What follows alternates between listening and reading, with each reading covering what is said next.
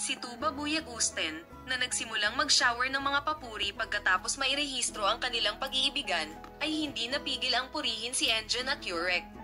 Ang mga paratang ay nakumpirma ng ang aktres na si Tuba Buyak Usten, na hindi makapagtapat ng kanyang pag-iibigan kay Enjan at Yurek, ay nakuna ng kamera kasama ang aktor pagkatapos ng kanyang bakasyon sa Italia.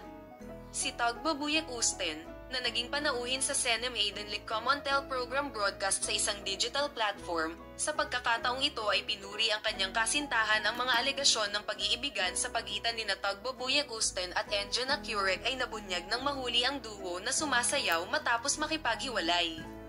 Kanilang manliligaw, nakasama nila noon. Ang mag-asawa, na maraming beses na nakunan ng kamera matapos lumabas ang mga larawan noong Hulyo noong nakaraang taon, sa ilang kadahilanan ay pinili na manatiling tahimik tungkol sa mga alegasyon ng pag-ibig hanggang sa kanilang romantikong Italian holiday.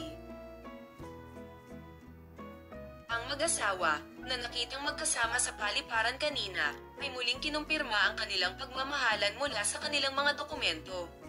Si Tuba Buyak Usten, na naging panauhin sa programang Haditel, kasama si Senem Aiden, na nag-broadcast sa isang digital platform, ay hindi napigil ang purihin ang kanyang kasintahan matapos ang pagbubunyag ng kanyang relasyon kay Enjan at Yurek.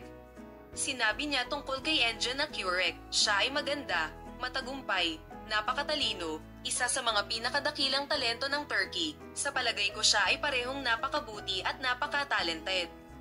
Ang pangalan, na nakatuon sa kanyang sarili sa pagpapanatiling lihim ng kanyang pag-ibig, ay hindi nakuha ng sapat na papuri ng kanyang kasintahan. Ibibigay namin sa iyo ang mga detalye sa paksa.